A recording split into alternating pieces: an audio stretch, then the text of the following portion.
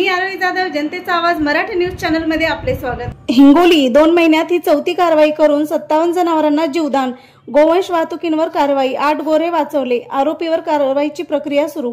हिंगोली शहर पोलीस स्टेशनचे पोलीस निरीक्षक नरेंद्र पाडळकर यांच्या नेतृत्वाखाली टीमने एका मोठ्या यशस्वी कारवाईत गोवंशांची अवैध वाहतूक करणारे वाहन पकडले। या वाहनात 8 लहान गोरे अमानुषपणे कोंडून ठेवण्यात आले होते। ते वाशिममधून हिंगोलीकडे आणले जात होते। इंदिरा चौक परिसरात पोलिसांनी वाहन अडवून ताब्यात घेतले आणि सर्व जनावरांना वाचवले। पोलीस निरीक्षक पाडळकर यांच्या म्हणण्यानुसार मागील 2 महिन्यात ही चौथी कारवाई करून 57 जनावरांना जीवदान दिले आहे, ज्यामध्ये त्यांच्या टीमने गोवंश वाहतुकीवर कारवाई करून गोवंश हत्या करणाऱ्यांचे धाबेदन आणले।